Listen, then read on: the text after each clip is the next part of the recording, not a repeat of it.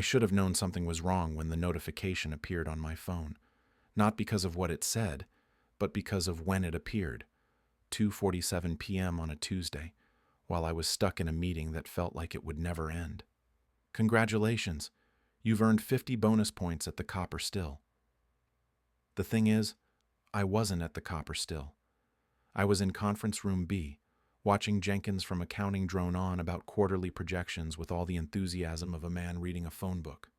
But Sarah and I shared everything: bank accounts, streaming services, and yes, the rewards app for our favorite bar.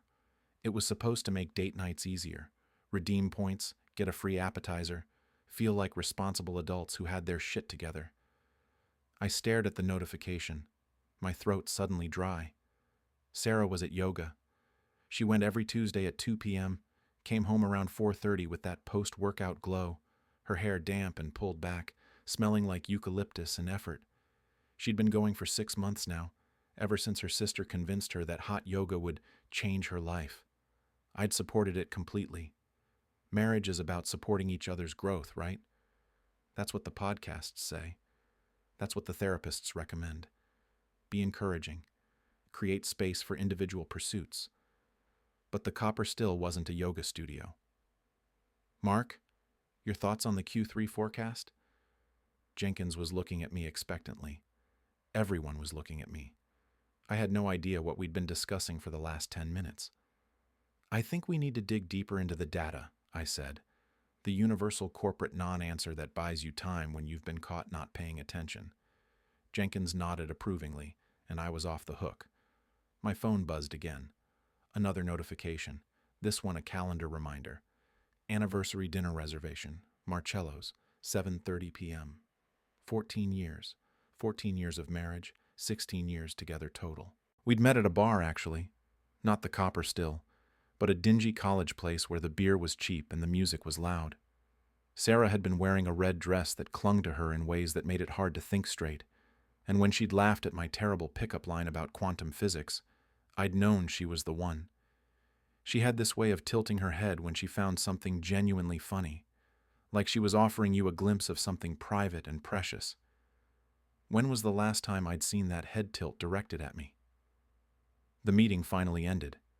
I went back to my desk, but I couldn't focus. The notification sat there in my phone, accusatory and impossible to ignore. I opened the rewards app with trembling fingers. The history didn't lie. Data never lies. That's what I do for a living. Analyze data, find patterns, make predictions. And the pattern here was unmistakable.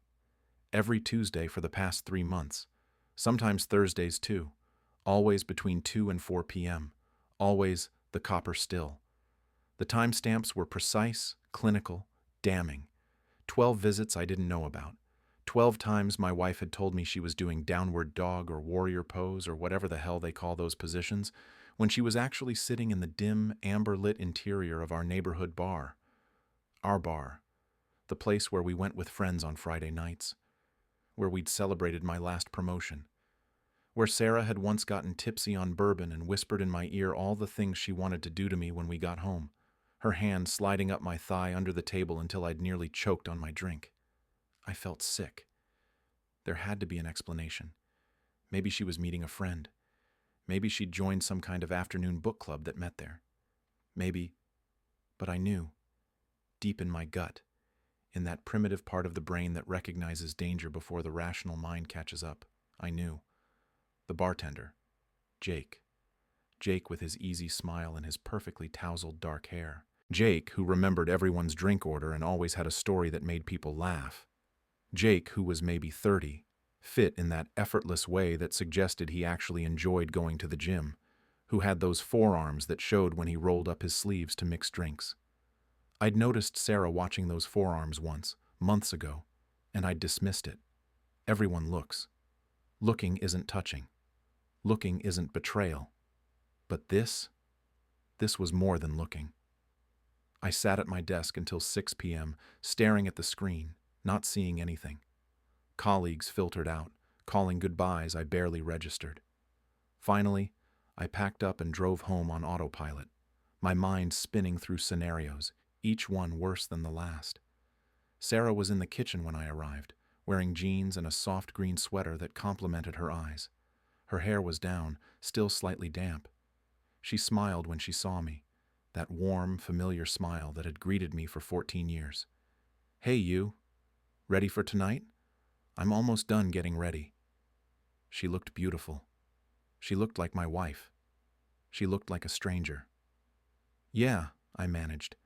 "Just need to change." I moved past her, catching the scent of her shampoo, the same vanilla-scented stuff she'd used since college. Everything was the same. Everything was different. In our bedroom, I sat on the edge of the bed we'd shared for over a decade, the bed where we'd made love countless times, where we'd comforted each other through losses, where we'd planned our future. My hands were shaking. I could confront her right now. Walk back into that kitchen and ask her directly, "Where were you really on Tuesday?" Watch her face, see if she'd lie to me. But I didn't, because maybe I was wrong. Maybe there was an explanation. Maybe, or maybe I was just a coward. The anniversary dinner was torture. Marcello's was everything it should have been. Soft lighting, excellent wine, the kind of Italian food that makes you close your eyes with the first bite. Sarah looked radiant across the table, candlelight catching the gold flecks in her green eyes. She'd worn the black dress I loved, the one that showed off her collarbone and made me want to trace my fingers along her bare shoulders. "To 14 years," she said, raising her glass, "and to many more."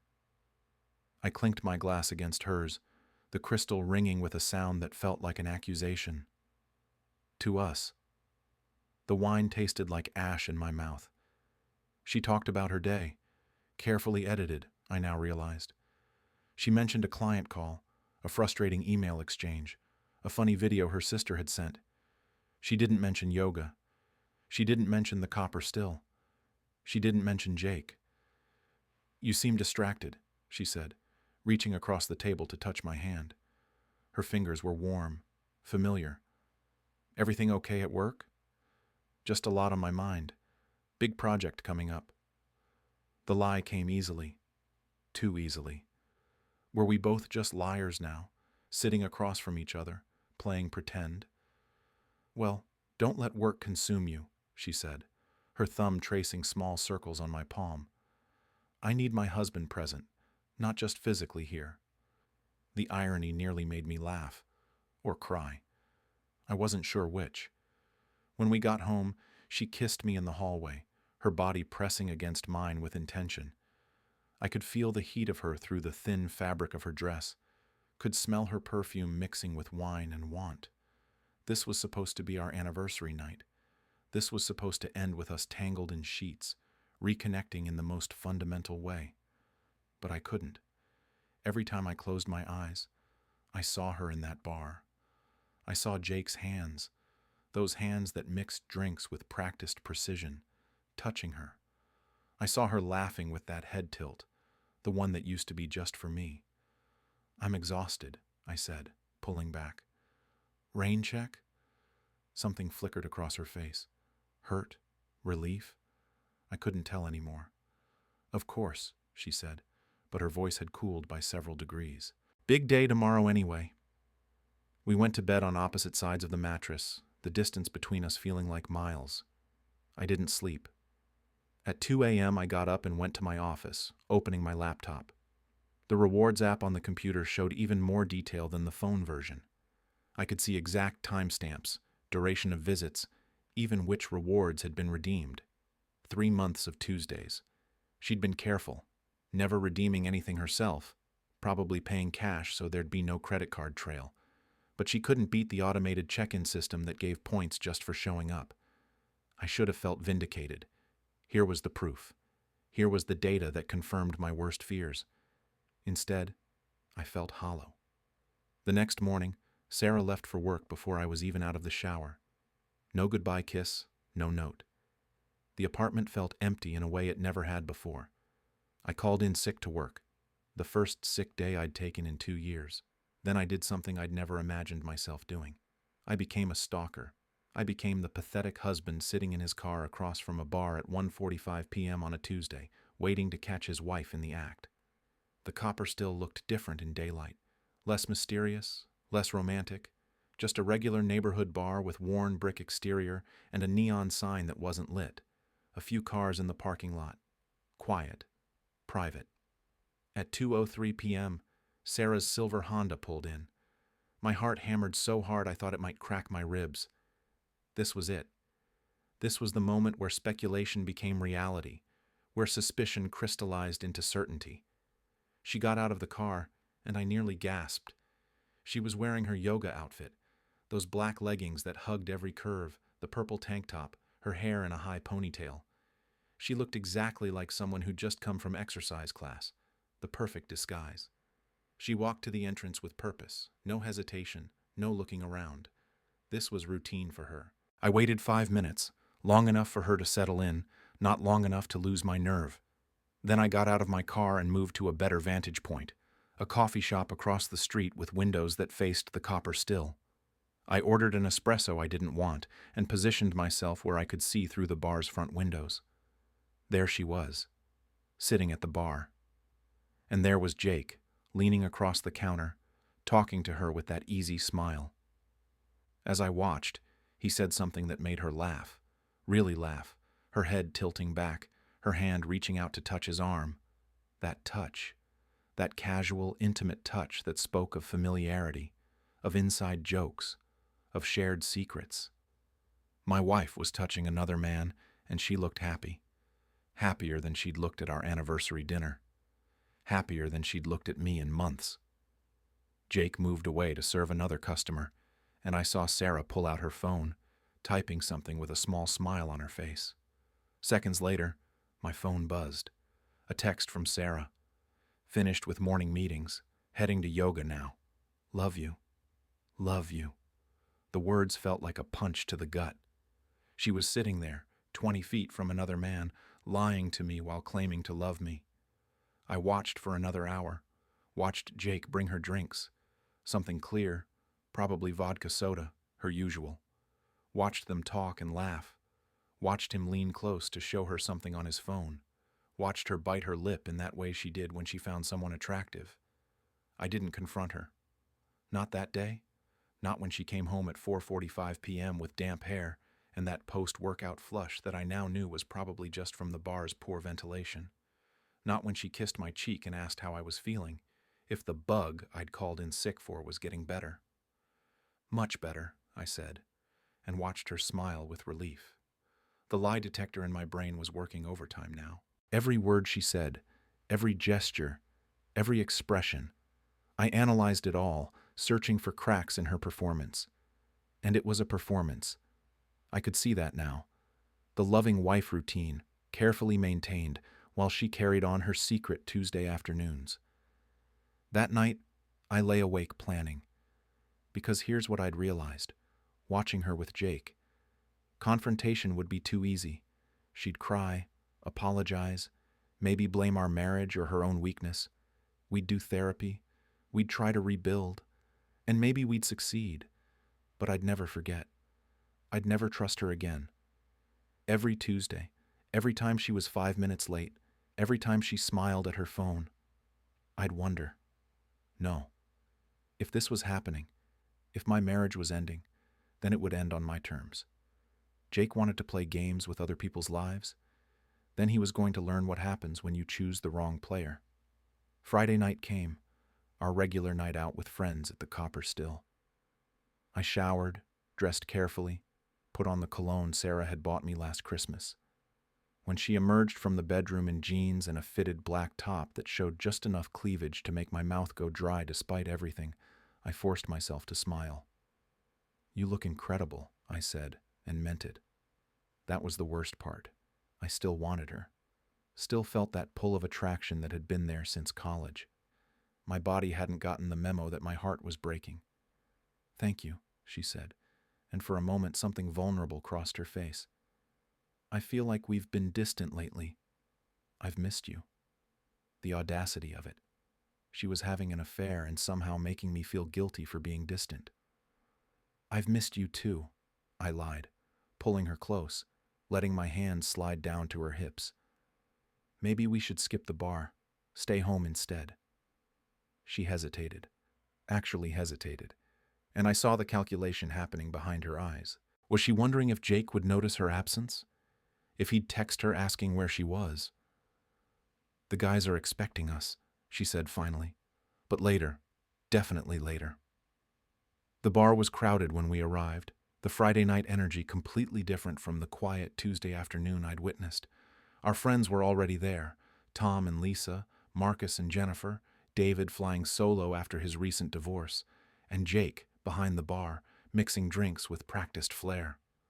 "There they are," Tom called out, waving us over to the corner booth they'd claimed. "We already ordered a round.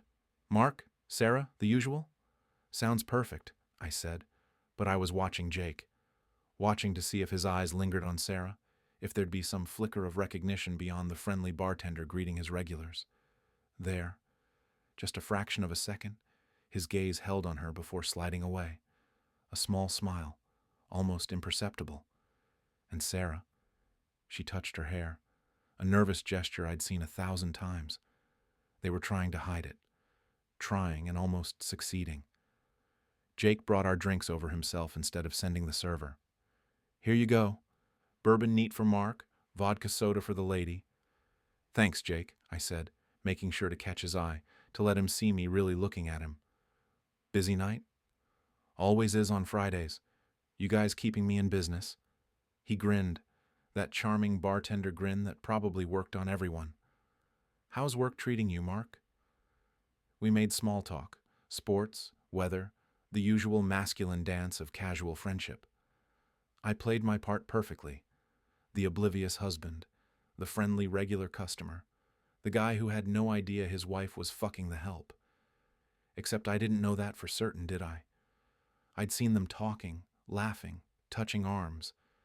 Maybe it hadn't gone that far. Maybe it was just emotional, just the beginning stages. Or maybe I was being naive. Maybe every Tuesday after Jake closed up, they went to a hotel. Maybe he bent her over the bar after hours. Maybe she did things with him she hadn't done with me in years. The images made me drain my bourbon too fast. "Easy there, buddy," Marcus laughed. "Rough week?" "You have no idea." Sarah's hand found my thigh under the table, squeezing gently. An intimate gesture, the kind of casual touch that spoke of years together. I looked at her, really looked, and saw concern in her eyes. "You okay?" she mouthed. I nodded, covering her hand with mine, wondering how she could sit here and touch me while probably thinking about him. Wondering if this was some kind of sick thrill for her, having both of us in the same room. The night wore on. Drinks flowed, conversations overlapped, laughter erupted at David's terrible dating app stories, and through it all, I watched. I watched Jake work the room, charm the customers, occasionally glance toward our booth. I watched Sarah laugh at Marcus's jokes, lean into me when Lisa told a story, play the role of happily married woman. Around 11 p.m., I excused myself to the bathroom. On the way back, I took a detour past the bar. Jake was mixing a complicated cocktail, his movements efficient and precise. "Hey, Jake," I said, leaning against the bar. "Got a minute?" He looked up, surprised. "Sure, man. What's up?" "I was wondering—" I paused, as if the thought had just occurred to me. "You single these days?" His eyes flickered with something. Caution? Guilt? "Yeah, actually. Why do you ask?" "I've got some friends I could introduce you to. Good people.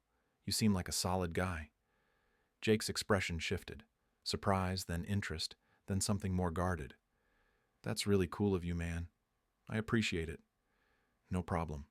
You work hard. You're a good guy. Everyone deserves to meet someone special, right?" I let the words hang there, watching his reaction. Did he feel guilty? Did he understand the irony of me, the cuckolded husband, offering to play matchmaker for the man sleeping with my wife? If he did, his face didn't show it. "Yeah, absolutely. I mean, the bar scene isn't exactly conducive to meeting quality people, you know? Everyone's just passing through." "Not everyone," I said quietly. He laughed, missing the edge in my voice entirely. "True enough. Your group's been coming here for what, 2 years now?" "About that." I smiled, the expression feeling like broken glass on my face. Listen, I've got a colleague, Emma. Smart, beautiful, funny as hell. She's been asking if I know any single guys. You interested in meeting her?" The hesitation lasted maybe half a second. Then his bartender charm kicked back in, all white teeth and easy confidence. "Sure, yeah. Why not?" "Great. I'll set something up." I clapped him on the shoulder like we were old friends, feeling the muscle beneath his shirt, wondering if Sarah had touched him exactly here, if she'd gripped these shoulders while he... I shoved the thought away. Better get back to the wife.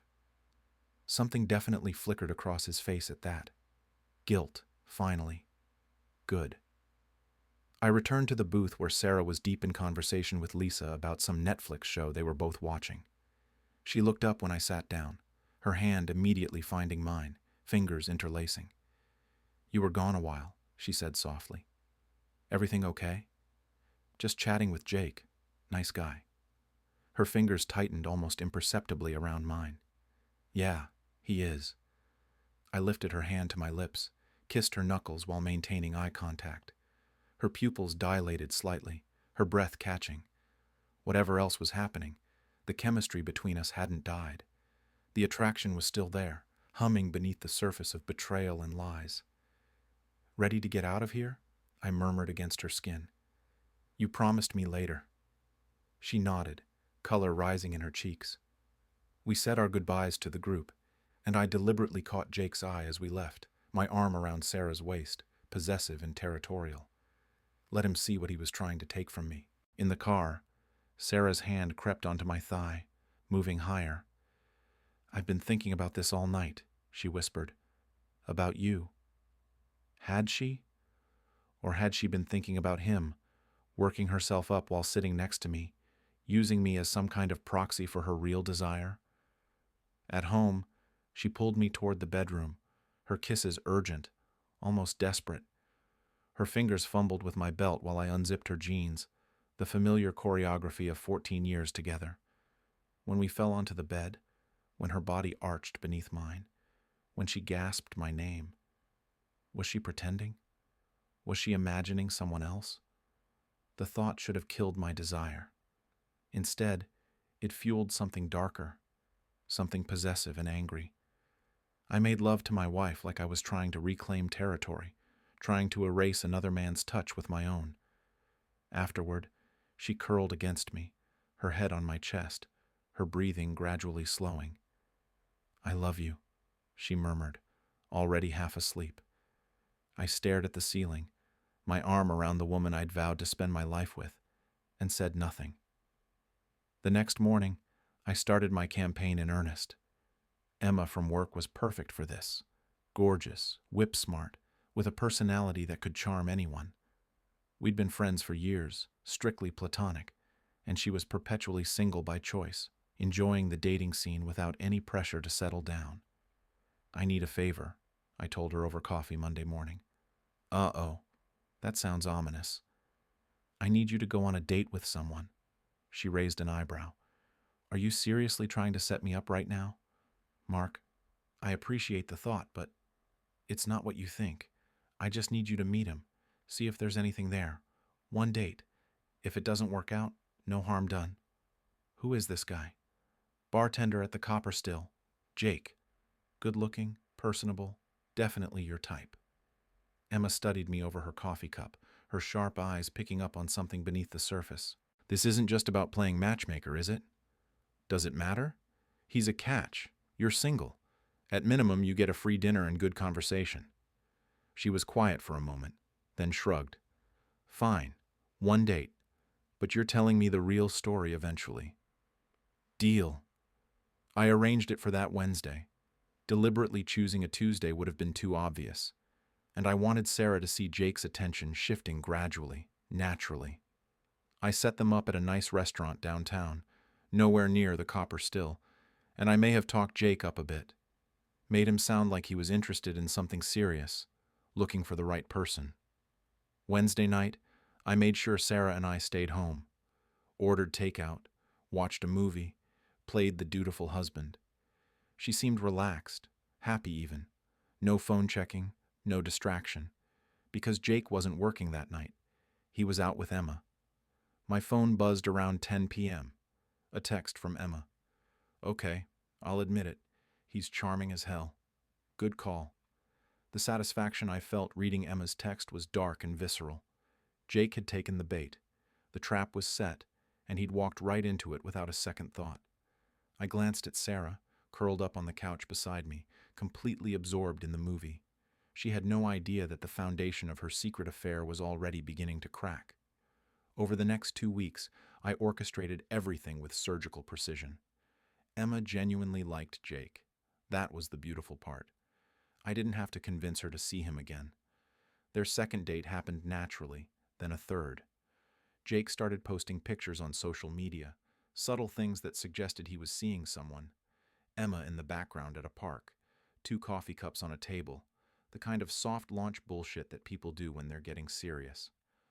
I watched Sarah's Tuesday visits through my network of carefully positioned reconnaissance. My friend Derek, who I'd convinced to work remotely from the Copper Still's back corner booth, became my eyes. He'd send me subtle updates throughout the afternoon. She just arrived. Jake seems distracted today, keeps checking his phone. He's talking to her, but his body language is different, less focused. She looks upset.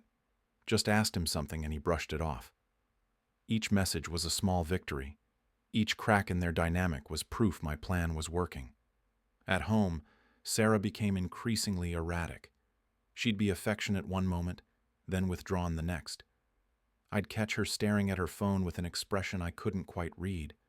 Frustration? Sadness? Confusion? She started initiating sex more often, almost aggressively, like she was trying to prove something to herself. Or to me. One night, after she'd practically attacked me the moment I walked through the door, her nails digging into my back as she moved above me, I saw tears streaming down her face. Sarah? Baby, what's wrong? She shook her head, wiping her eyes quickly. Nothing. I'm fine. I love you so much. You know that, right? Of course I know that. The lie tasted familiar now, almost comfortable. She collapsed against my chest, her body trembling. Sometimes I feel like I'm losing my mind, like nothing makes sense anymore. I stroked her hair, feeling like the world's biggest hypocrite, because I was the one making her feel this way. I was the architect of her confusion, the puppet master pulling strings she couldn't even see. You're not losing your mind, I said softly. You're just stressed. Maybe you should talk to someone, a therapist, or maybe. She pulled away, wrapping herself in the sheet. I'm going to take a shower. I watched her walk to the bathroom, naked and vulnerable, and felt something twist in my chest. Was this what I wanted? To break her down piece by piece? Yes, the angry part of me insisted. She deserves this. She betrayed you. But another voice, quieter, asked, Are you sure? Are you absolutely certain? I pushed the doubt away. I'd seen the evidence. The data didn't lie.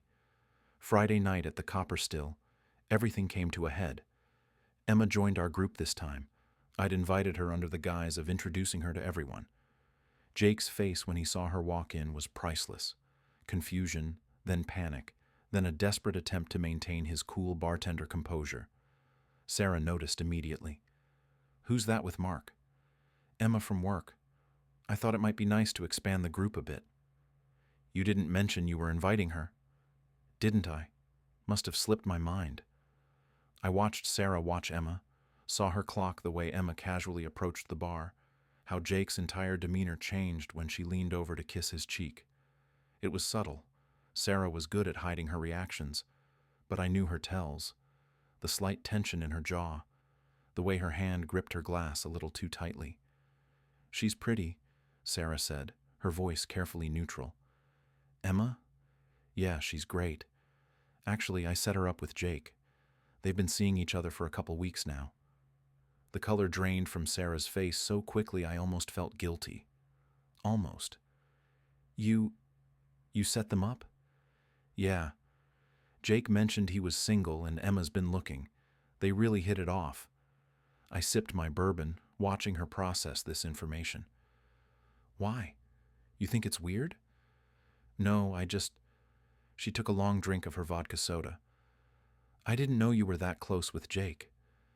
We've been coming here for 2 years. I chat with him all the time. He's a good guy. Deserves to meet someone special. Throughout the night, I watched Sarah spiral. She kept glancing at the bar, where Emma was perched on a stool, laughing at something Jake was saying during his break. Jake seemed torn, trying to be present with Emma while clearly aware of Sarah sitting 30 feet away. At one point, Sarah excused herself to the bathroom. She was gone for 15 minutes. When she returned, her eyes were red. "Allergies," she said before anyone could ask.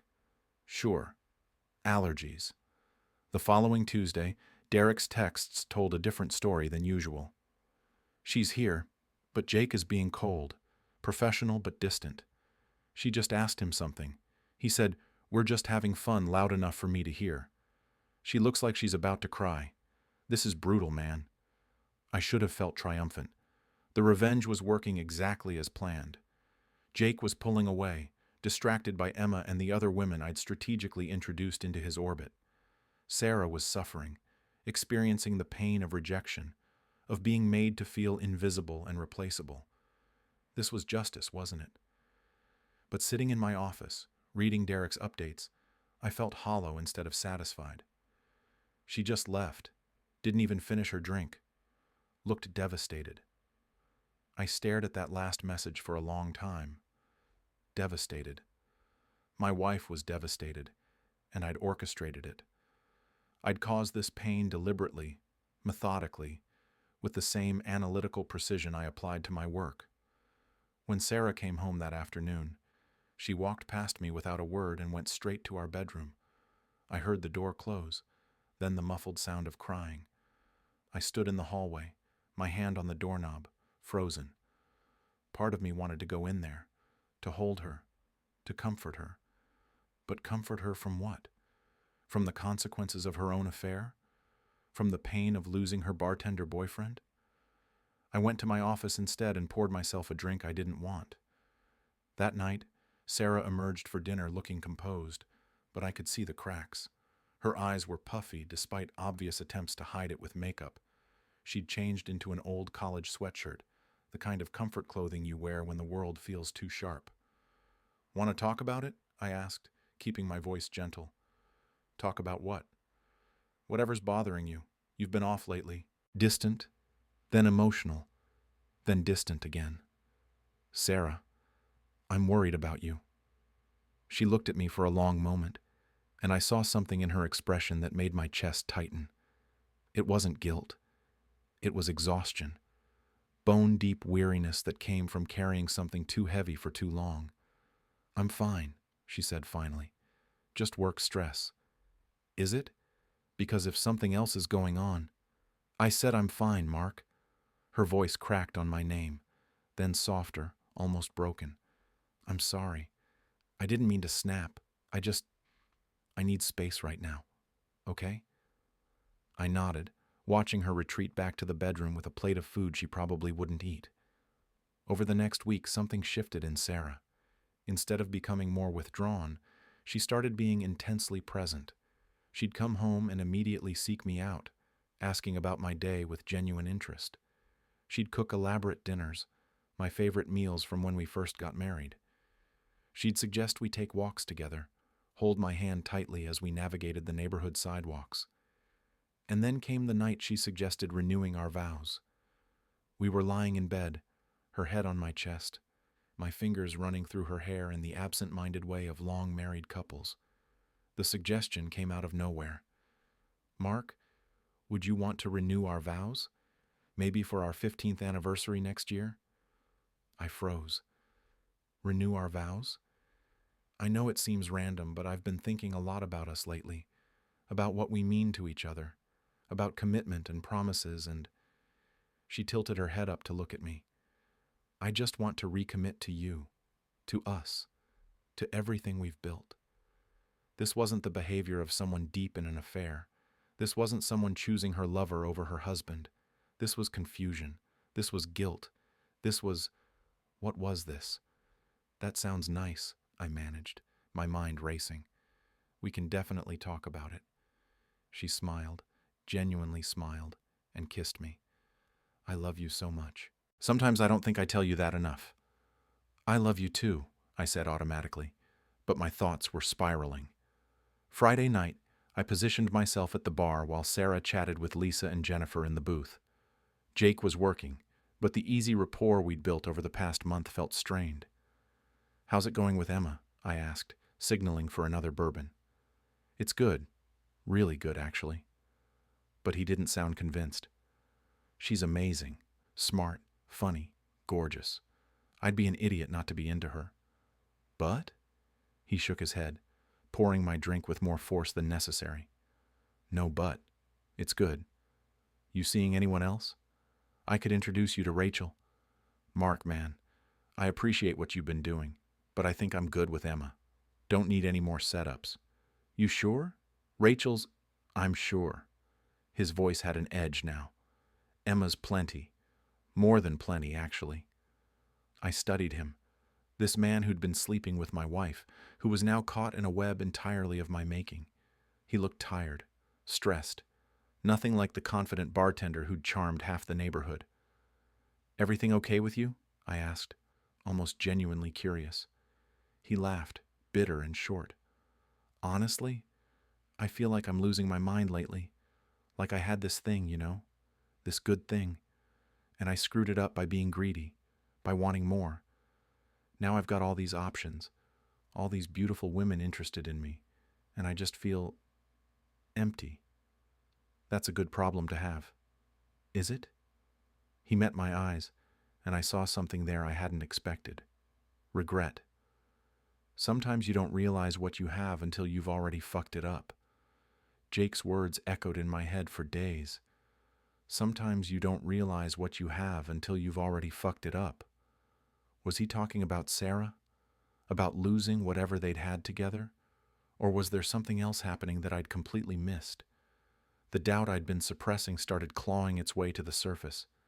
I needed certainty. I needed to hear it from someone who'd actually witnessed their affair firsthand, not just timestamps and circumstantial evidence. Derek met me for lunch on Wednesday. We'd been friends since college, one of those solid, no-bullshit friendships built on trust and honesty. If anyone would tell me the truth, it was him. I need you to tell me exactly what you've seen, I said after the server took our orders. Every detail. Don't spare my feelings. Derek shifted uncomfortably.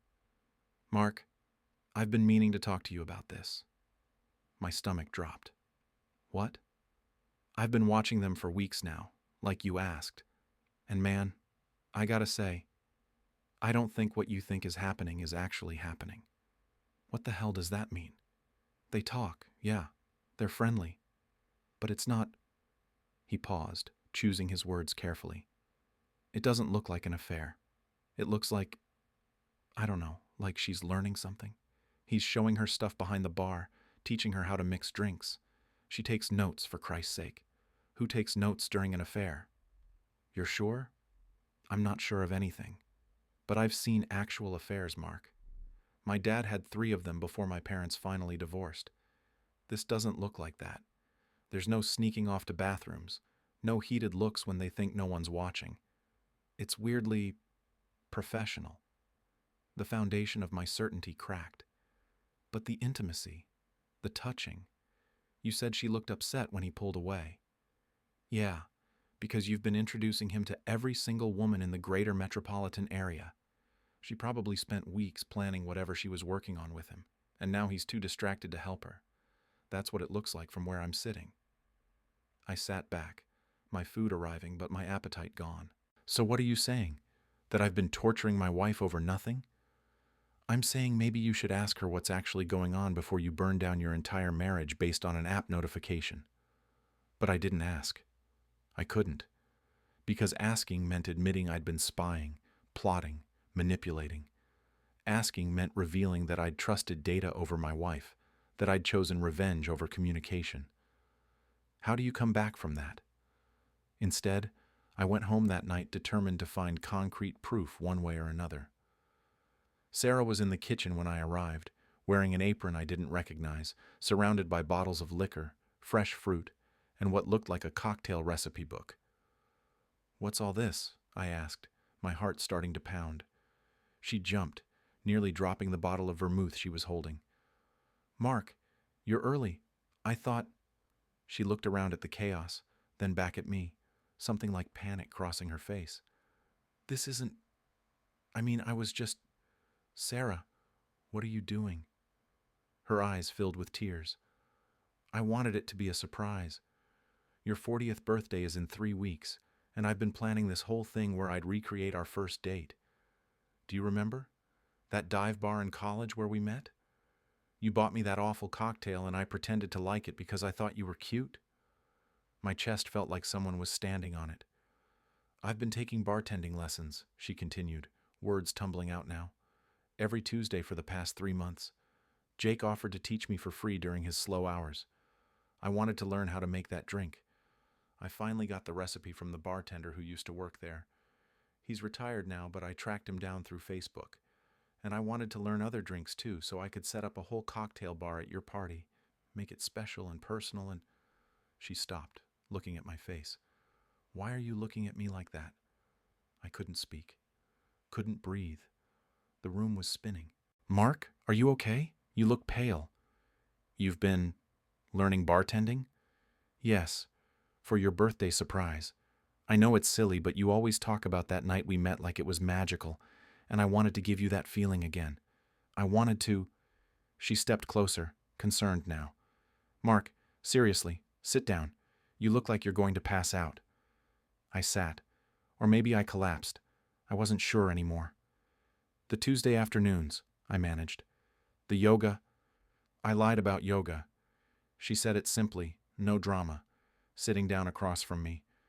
I know I shouldn't have, but I wanted it to be a complete surprise. Jake's only free on Tuesdays and some Thursdays, and I figured you'd never suspect anything if I said I was at hot yoga because you hate yoga. You'd never want to come with me." "Jake," I whispered. "He's been amazing, honestly. Teaching me for free. So patient even when I mess up the same drinks over and over. I wanted to pay him, but he said he was happy to help because—" She paused, and I saw guilt flash across her face. "Actually, he said something weird a few weeks ago. He said he'd been doing some things he felt bad about and teaching me was like good karma or something. I didn't really understand what he meant." The world tilted sideways. Everything I'd believed, everything I'd built my revenge on, was crumbling into dust. Sarah wasn't having an affair. She was planning a surprise party. She was learning to bartend so she could recreate the night we met, the night that started everything between us. And I'd destroyed it. I'd systematically dismantled her careful plans by turning Jake's attention elsewhere, by making him too distracted and guilty to focus on teaching her. I'd watched her suffer and felt satisfied about it.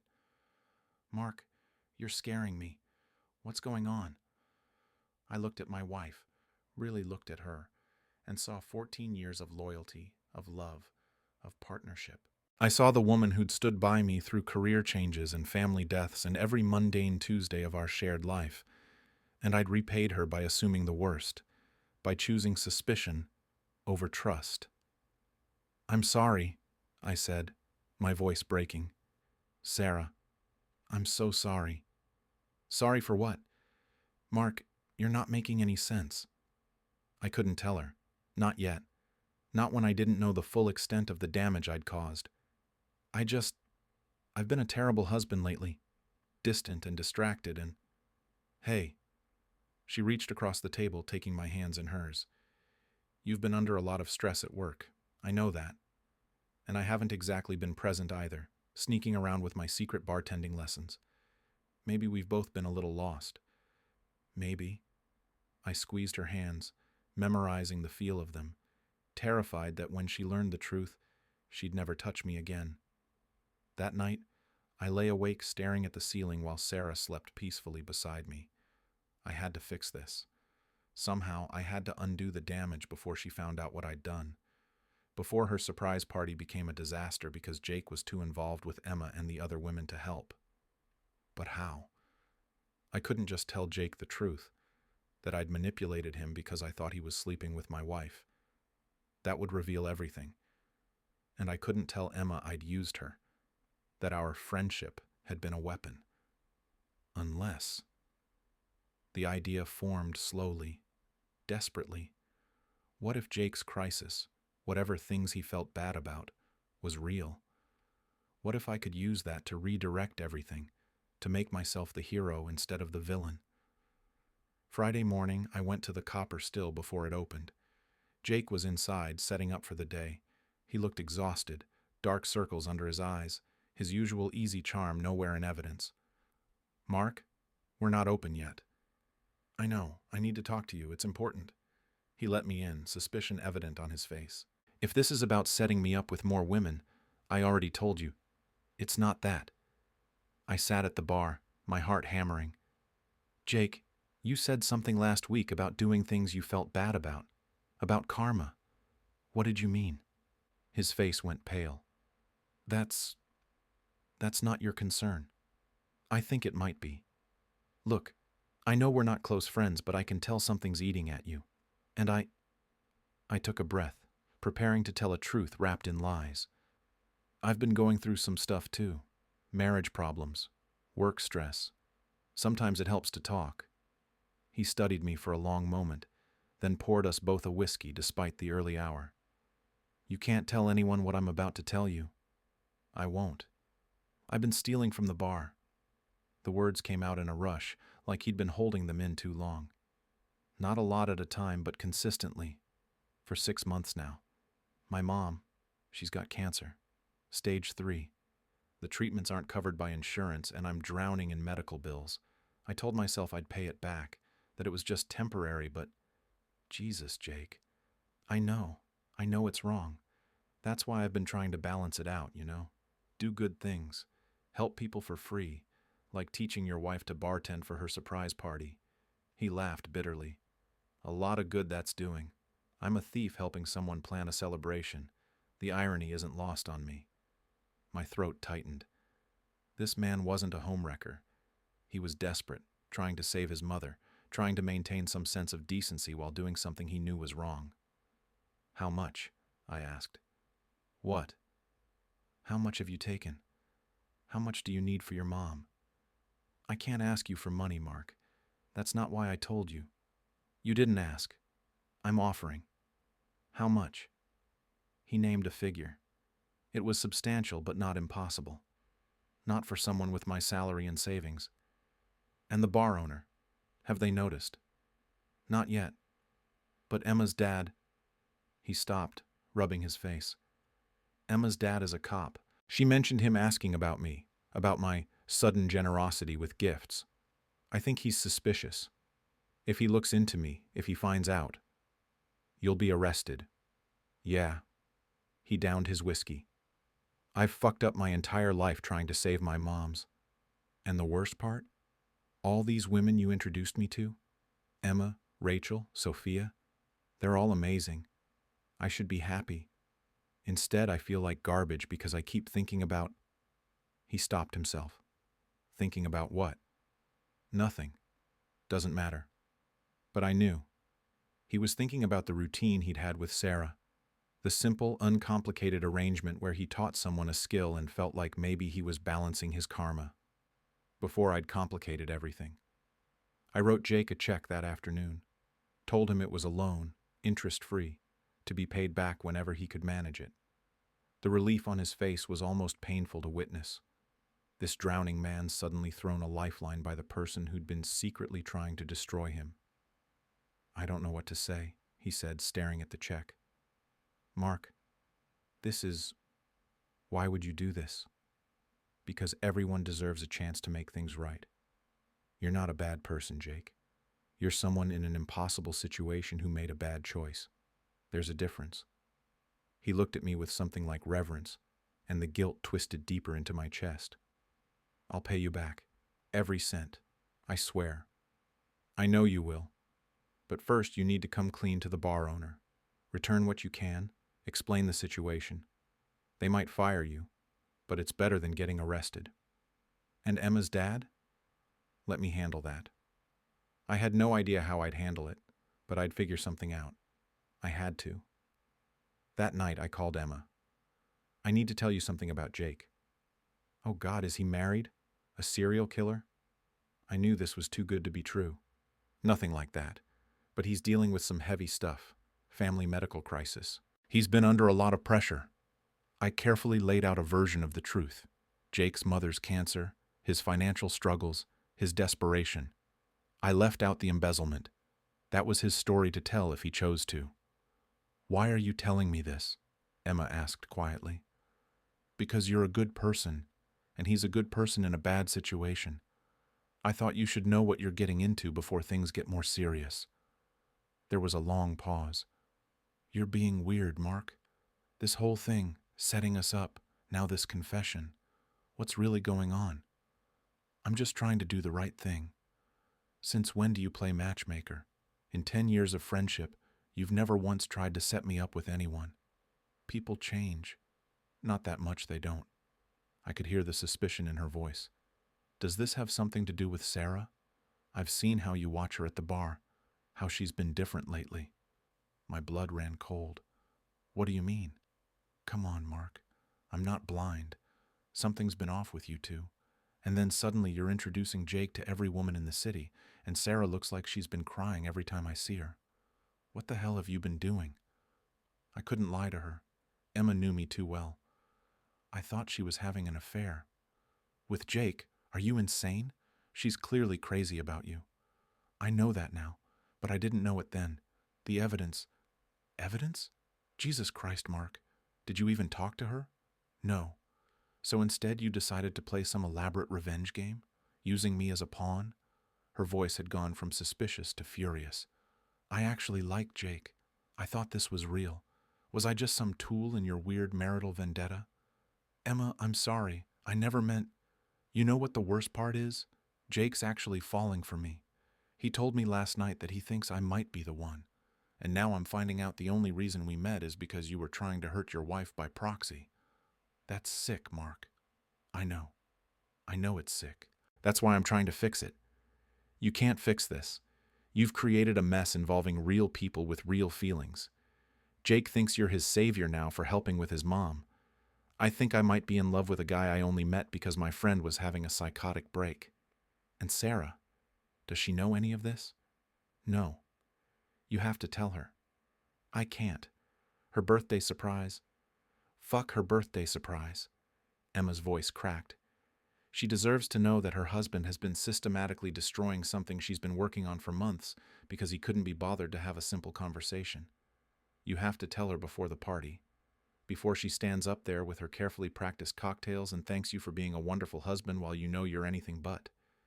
She hung up. I sat there with the dead phone in my hand, knowing she was right. I had to tell Sarah. I had to confess everything. The spying, the manipulation, the elaborate revenge plot based on a completely false assumption. I had to tell her that I'd destroyed her surprise, hurt an innocent man, and used our friends as weapons in a war that didn't exist. I just needed to figure out how to tell her without losing her forever. The next day was Tuesday. I knew Sarah would go to the copper still for her lesson, except now Jake wouldn't be able to focus because he'd be preparing to confess his embezzlement to his boss. Her surprise was already ruined, even if she didn't know it yet. I drove to the bar, parked across the street like I had so many times before, watched Sarah's silver Honda pull in at 2:03 p.m., exactly on schedule. She got out wearing her yoga disguise, carrying a notebook, looking nervous and hopeful. My phone buzzed. A text from Jake. I need to talk to you. Something's happened. Come to my apartment tonight. 8 p.m. It's urgent. I stared at the message, dread pooling in my stomach. Something's happened. That could mean anything. Had he confessed already and been arrested? Had Emma's father gotten involved? Had he told Sarah something? At 8 p.m., I knocked on Jake's apartment door. He opened it looking worse than I'd ever seen him. Disheveled, drunk, wild-eyed. Thank God you're here, he said, pulling me inside. Mark, I fucked up. I fucked up so bad. Jake's apartment was a mess. Empty beer bottles on the coffee table, papers scattered everywhere, the desperate chaos of someone spiraling. He paced the small living room like a caged animal, running his hands through his hair repeatedly. What happened? I asked, my heart hammering. Emma's father came to the bar today, started asking questions about my finances, about where I got the money to suddenly pay off my mom's medical bills. I panicked and told him about your loan, but he didn't believe me. Said it was suspicious that a customer would just hand over that kind of money. He thinks I'm involved in something illegal, drugs, money laundering, I don't know. Did you tell him the truth? About the embezzlement? No, I can't. Mark, if I confess, I go to jail. My mom loses her son right when she needs me most. I'll lose everything. He grabbed my shoulders, his grip desperate. You have to help me. You have to tell Emma's dad that the loan was real, that we're old friends, something to make this make sense. Jake, I can't lie to a police detective. Why not? You've been lying to everyone else. His voice rose, edged with hysteria. You think I don't know what you did? Emma told me everything. How you set us up to hurt your wife.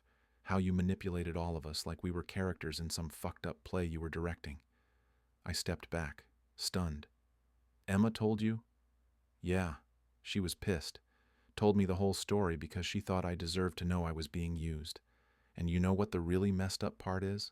I was grateful. Grateful you introduced us, even if it was for the wrong reasons. Because she's amazing. Because for the first time in months, I felt like maybe things could work out. And now it's all falling apart because you decided to play God with everyone's lives. I'm sorry. Jake, I'm so sorry. Sorry doesn't fix this. He grabbed a bottle, took a long drink. Sarah came in today for her lesson. She was so excited, talking about how your birthday party is in 2 weeks, how she's almost ready to surprise you. And I couldn't focus, couldn't teach her properly because I'm too busy waiting for the police to show up and arrest me.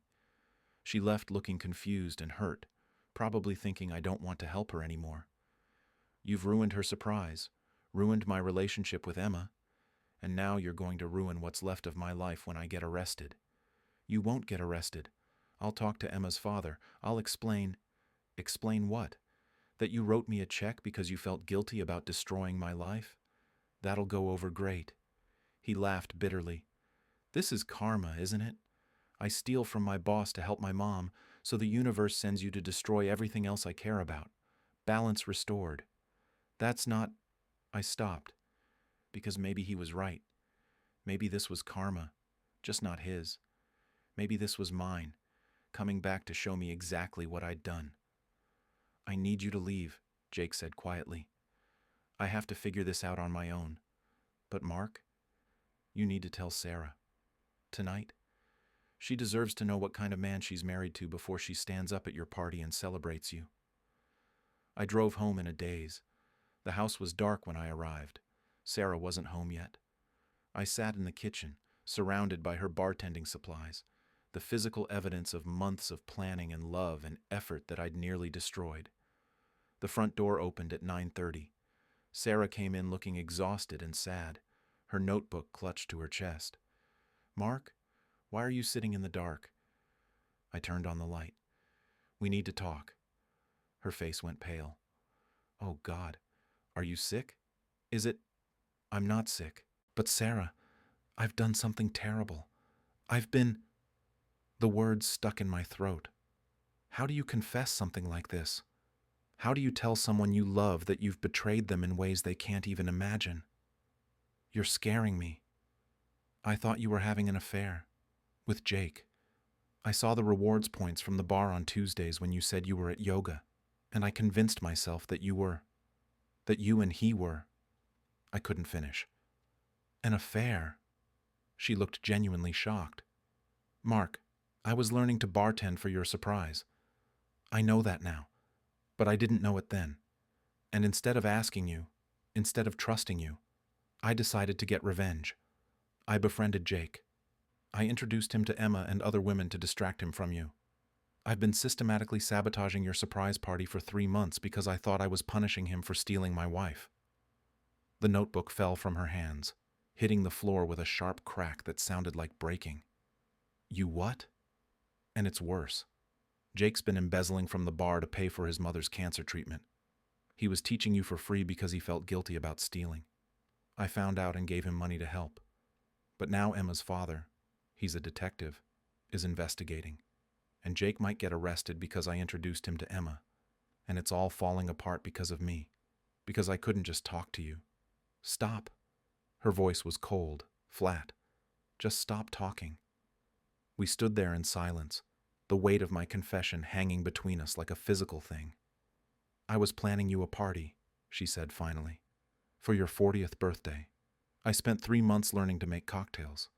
I tracked down the bartender from the place we met in college to get the recipe for that awful drink you bought me on our first date. I was going to recreate that whole night because you always talk about it like it was magical, and I wanted to give you that magic again. Sarah, I lied about yoga because I wanted it to be a surprise, a perfect surprise that showed you how much I love you, how much I remember every detail of our life together. And while I was doing that, you were... Her voice broke. You were destroying it, destroying Jake's life, using our friends as weapons, all because you couldn't trust me enough to just ask. Tears were streaming down my face now. I know I've destroyed everything, but we can fix this. We can help Jake. We can tell the truth. Can we fix this, Mark? She picked up her notebook, held it up like evidence. Can you fix 3 months of my work? Can you fix Jake's trust? Can you fix the fact that I'm standing here wondering who the hell I've been married to for 14 years? She walked past me toward the bedroom. At the door, she stopped without turning around. I still made the cocktail, the one from our first date. I practiced until I got it perfect. Her voice was eerily calm. Do you want to try it? It wasn't forgiveness. It wasn't even an olive branch. It was something else entirely. A test, maybe. An offering. A beginning or an ending, I couldn't tell which.